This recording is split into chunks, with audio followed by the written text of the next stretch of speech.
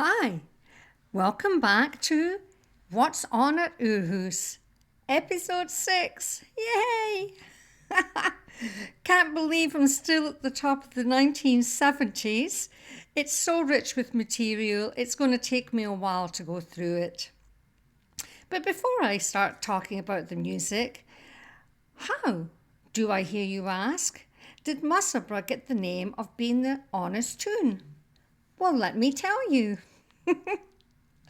It stemmed way back to when the Musselburgh community cared for the Regent of Scotland's first Earl of Moray, Thomas Randall, as he battled an illness and died. His replacement, the new Earl, wanted to reward the loyalty of the folks, but they modestly declined. The Earl praised them as honest folks, and the name stuck. Musselburgh has since been known as the Honest Tune. The locals celebrate this every year by selecting an honest lad and honest lass. Storefronts are decorated with white and blue. The celebrations culminate in a parade of over 50 horseback riders who ride in procession through the town, starting up at Inverness village, winding the way down through Musselburgh Main Street, and crossing the river under the Riveresque under the Roman Bridge, eventually ending up at Fisherall Harbour, where they let their horses cool off and then enjoy a beautiful ride along the seafront. It's a spectacle, and people have been coming, locals and out-of-towners have been enjoying this every year for many decades. But that back to the TV of the 1970s. Well, for me, there was none other than Upstairs, Downstairs. I would not have missed an episode if my life depended on it. It was co-written by Jean Marsh. I didn't know that, I just realised that recently.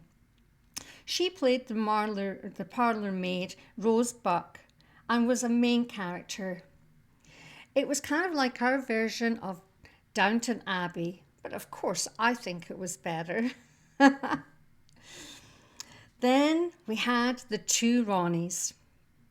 Ronnie Barker and Ronnie Corbett were fabulous in their own right. Put them together though and they were hilarious. Now, just recently, as the trend is people watching stuff from years ago and reacting to it, I have seen many reactions to the two Ronnies. Most specifically to the episode called The Four Candles. Watching people laughing and deciphering the language is funny just in itself.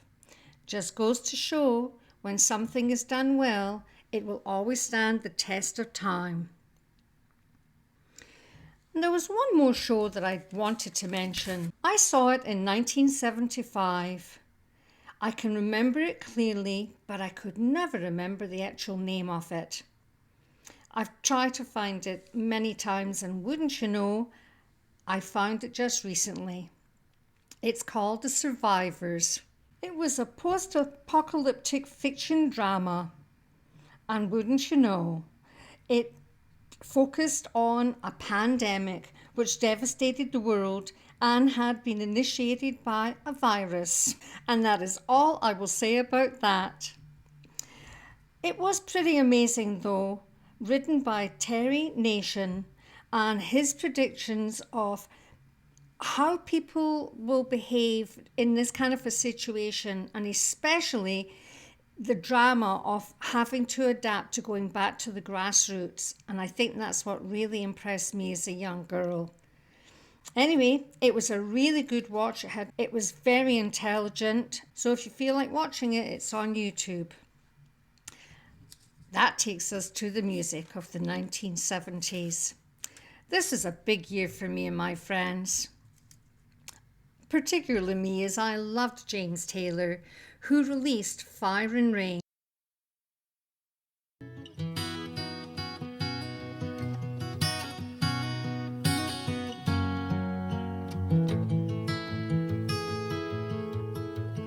Just yesterday morning, they let me know you were gone. Suzanne, the plans we made put an end to you. I walked out on the morning and I wrote down this song. I just can't remember who to send it to. I've seen fire and I've seen rain. I've seen sunny days that I thought would never end. I've seen lonely times when I could not find a friend. But I always thought that I'd see you again.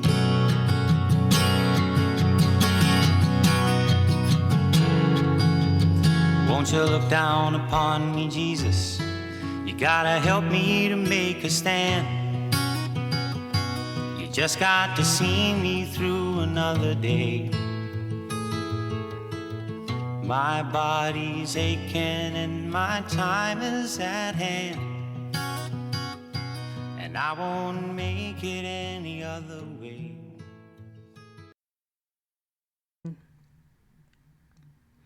Then Carly Simon released You're So Vain. And Carole King followed with a wonderful album called Tapestry. Now my friends Anne and Chrissy and I would jump on the bus and head straight up to Edinburgh. Our favourite hangout was Coburn Street. It had a brewing atmosphere filled with shops and markets selling handmade leather and suede bags and jackets, gauze tops and Indian skirts. Yes, folks, that is an image of my old Indian skirt. I always knew there was a reason why I've held on to this stuff. But we used to go up to the big record store. That was back when you could go into a little booth, stick the headphones on, and listen to a track before you decided to buy. If you couldn't afford an LP, you would buy an EP, which held only a few songs but was much cheaper. In addition to all of the songs that my peers and I were listening to, I had a few little goodies that I probably wasn't of back then to admit that I really like. Whenever I had my bedroom to myself, I would use my hairbrush as my microphone and just wail to Frankie Valli's My Eyes Adored You. Headed for city lights, climb the ladder up to fortune and fame. I worked my fingers to the bone, made myself a name. Funny, I seem to find that no matter how the years unwind, still I reminisce about the girl I miss and the love I left behind. My eyes adored you, though I never laid a hand on you. My eyes adored you, like a million miles away from me, you couldn't see how I adored you. So close and yet so far. Then there was Billy Paul's Me and Mrs. Jones. Billy Paul was born in Philadelphia, and he modelled his style on female singers because he had a very high vocal range. He loved listening to Billie Holiday, Nina Simone, Carmen McRae, and Nancy McWilliams. I still get shivers up my spine when I hear him sing Me and Mrs. Jones.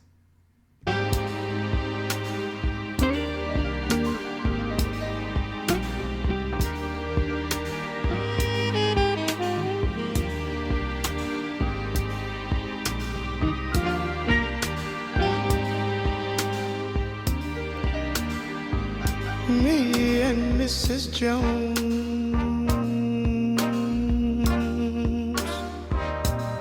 we got a thing going on.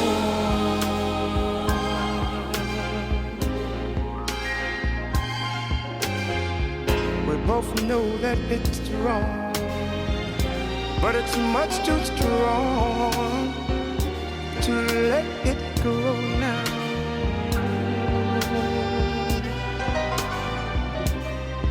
We meet every day at the same cafe, 6:30, and no one knows she'll be there. Holding hands, making all kinds of plans, while the jukebox plays a favorite song. Me and Mrs. Jones, Mrs. Jones, Mrs. Jones, Mrs. Jones. We got a thing going on.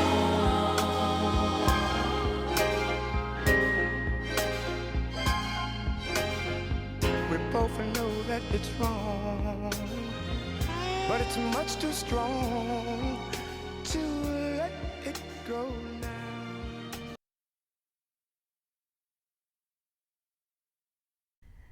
Marvin Gaye was born in Washington in 1939. Now, his singing career started back when he was just a kid and singing church songs with his father, who was a reverend. Long before Marvin was singing songs written by Smokey Robinson, he was a successful session pianist and drummer. He played drums for Stevie Wonder and Martha and Vandellas. When he became a celebrated R&B and crossover musician in his own right, he had lots of highs and also lots of lows. Most particularly the death of his singing partner of 3 years, Tammy Terrell, who died of a brain tumour. They had been thrilling audiences with Ain't No Mountain High Enough and many more standards. Tammy's death, though, set him into a tailspin in a very dark place. And it was during this, despite the fact he considered leaving his musical career, he was inspired by the civil unrest and racial tension that was happening in his country.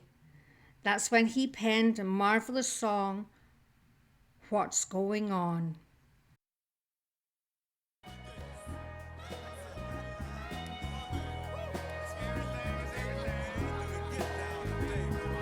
Mother, mother, there's too many of you crying. Brother, brother, brother, there's far too many of you dying. You know we've got to find a way to bring some loving here today. Yeah. Father, we don't need to escalate. You see, war is not the answer, for only love can conquer hate. You know we've got to find a way to bring some love in here today. Oh, picket lines and picket signs, don't punish me with brutality. Talk to me so you can see, oh, what's going on, what's going on, what's going on, yeah, what's going on, oh, what's going on, right now, right on.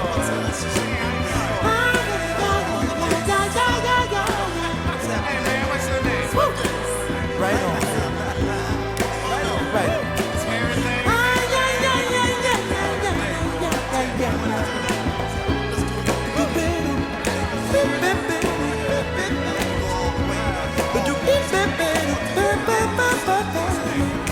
Mother, mother, everybody thinks we're at home. Oh, but who are they to judge us? Simply cause our hair is long. Oh,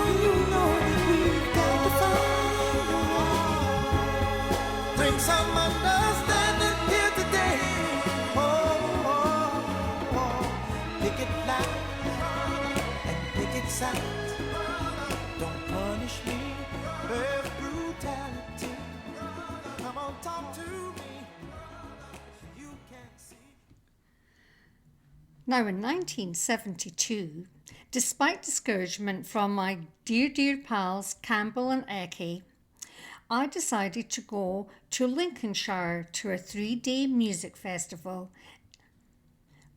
That was okay, but I was going with a girl I really didn't know very well. Now, the guys did know her, maybe a bit more through reputation than in person, but I didn't listen to a word they had to say, so off I went. Now, I can't believe now that we did it back then, but we hitched with the long-distance truck drivers. It took us 9 hours to get to our destination, and the drivers were actually really decent. A few cracks did come out on the surface of my new friend's facade, however. She insisted on referring to herself as Moonbeam and me as something like Riverdance. I thought, okay, each to his own. Well, we finally did arrive at our destination, along with hundreds of other young folks. The first night we were totally drenched and our tents collapsed on top of us. We were rescued in the morning by 5 guys from Manchester. They suggested we sleep in their tent for the remainder of the festival. Now, my partner thought this was a brilliant idea. I, on the other hand, was not so sure. Anyway, the guys were nice and recognized that I was friendly, but not too friendly. My partner, however, indicated that she was clearly a much fierce spirit than me. So in the morning, I packed up my stuff and travelled off on my own. Well, there I stood, dazed and confused, as they say, with very little money in my pocket and no idea how the hell I was going to get back to Musselburgh.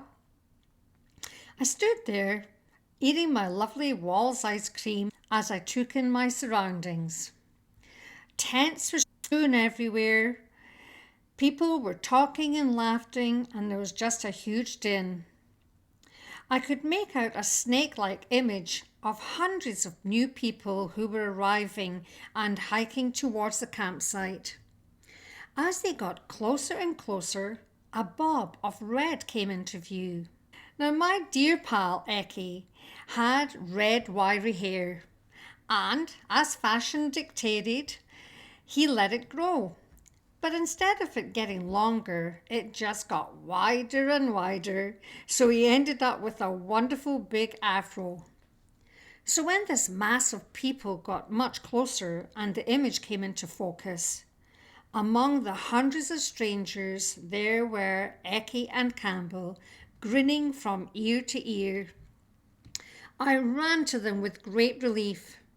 They had come all that way, and what were the chances that we would even bump into each other?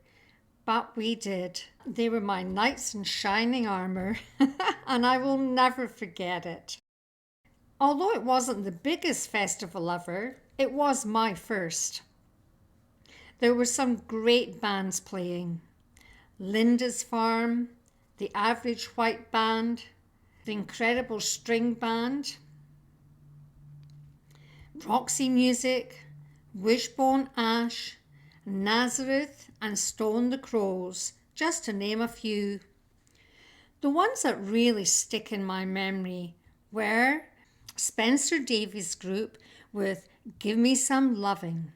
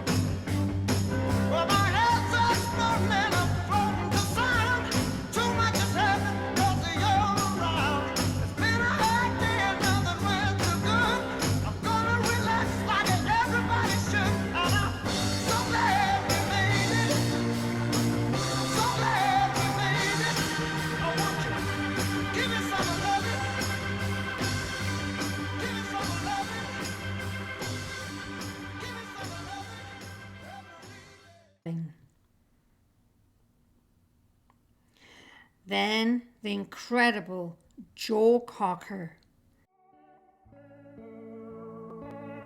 Like a bird on a wire, like a drug in a midnight choir. I have tried in my way to be free. Like a word on a hook, like a knife from an old-fashioned bird. I have saved all my rivers for them. And if I have been kind,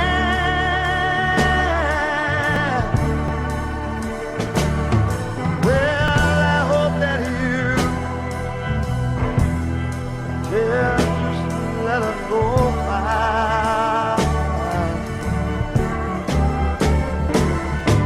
And if I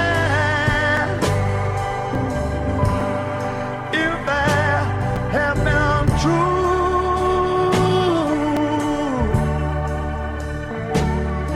well, I hope you know it was never to you.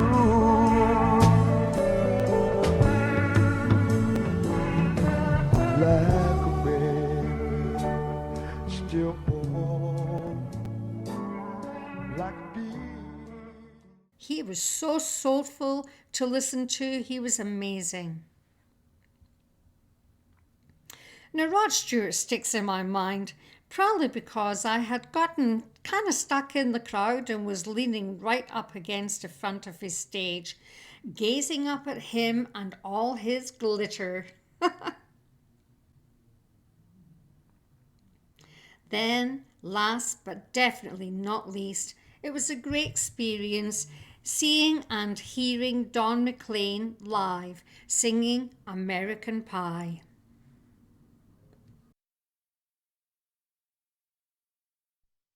A long, long time ago, I can still remember how that music used to make me smile. And I knew if I had my chance that I could make those people dance, and maybe they'd be happy for a while. But February made me shiver with every paper I deliver. Bad news on the doorstep, I couldn't take one more step. I can't remember if I cried when I read about his widowed bride, but something touched me deep inside the day the music died.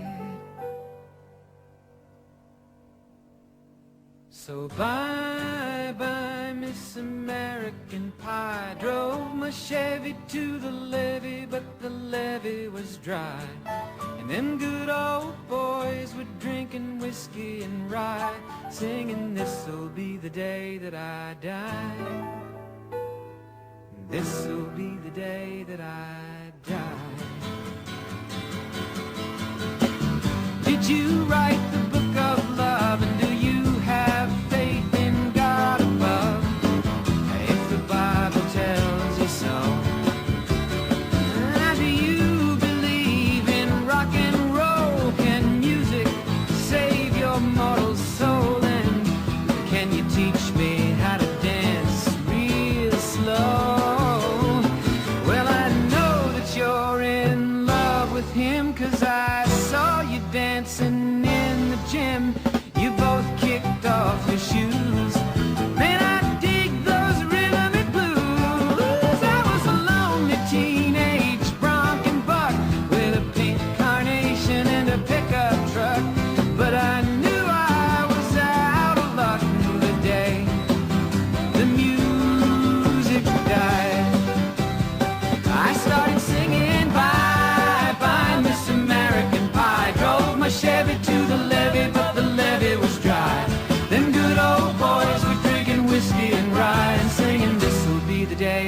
I die. This'll be the day that I die. Now for 10 years we've been on our own, and moss grows fat on a rolling stone. But that's not how it used to be.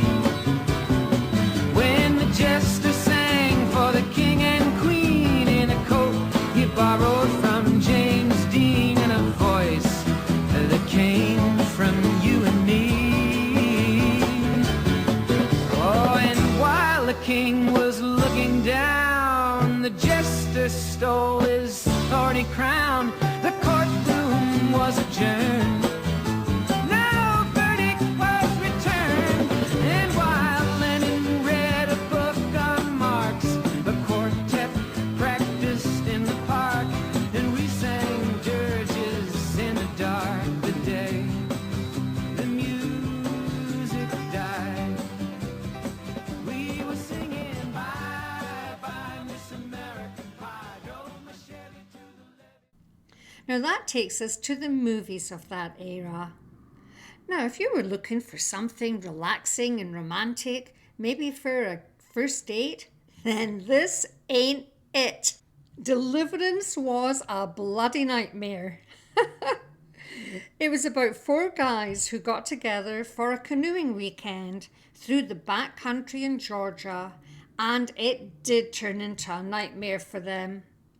Starring Burt Reynolds, Ned Beatty, John Voight, and Ronnie Cox. If you did see that movie, you will no doubt remember this next piece. It was being played and was arranged by Eric Weisberg. The young, weird-looking kid, who I feel kind of sorry for because he will forever be known as that character. His real name was Billy Redden. He was 16 years old and the only authentic local to actually appear in a movie. He had been handpicked by the director, John Boorman, probably just for his look. Now, Eric Weisberg sat behind Billy, put his arms through the sleeves of Billy's shirt, and he's the one that played the banjo. Billy Redden couldn't actually play a note of the banjo. So I will share with you another version of Dueling Banjos, this time played by Glenn Campbell on the guitar and Carl Jackson on the banjo.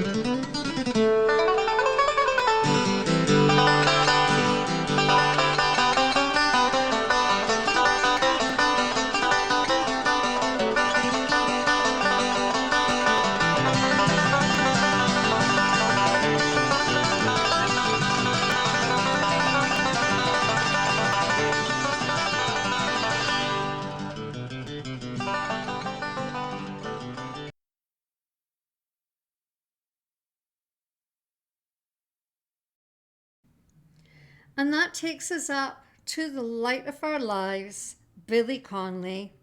Oh, who doesn't love Billy? I love him. I think he's beautiful inside and out. Billy worked many years working the circuit, as a folk singer, a banjo player, and a comedian. He was 30 years old when he cut his first album. I'd like to share with you one of my favourite numbers from it, The Small Man. This next song is called Song for a Small Man. I wrote it about a guy I know who's very tiny, and it sort of hurts him. And it's a shame because he's great. One of the funniest people I ever met in my life. And it kind of annoys him that he's wee. This is a wee song about him.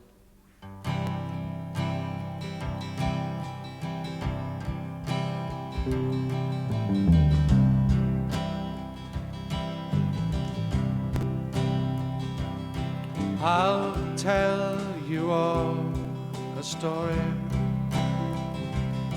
about a guy I know.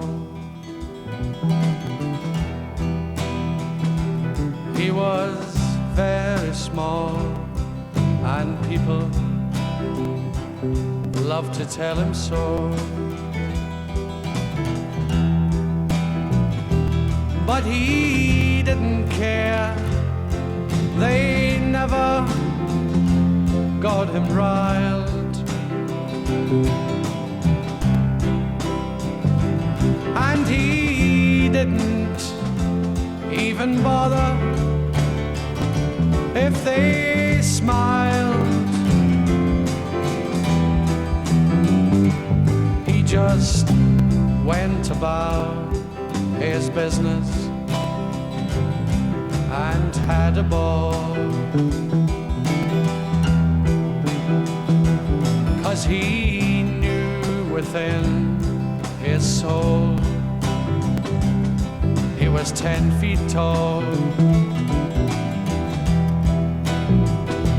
And the sun shone down and blessed him every day.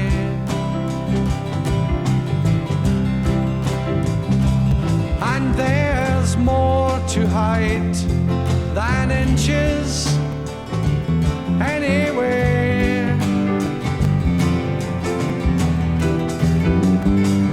And he had a love at home. She wasn't very tall, and the love they shared made mountains really look so small. And it never ever rained when she was there.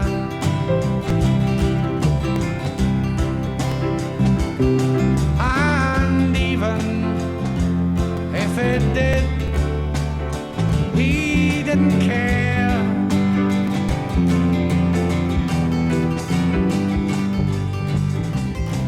La da da, la da da, la da da da da.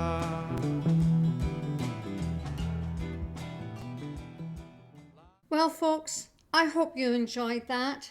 If you did, please come back and join me for episode 7 of What's On in Oor Hoose. Until then, take care.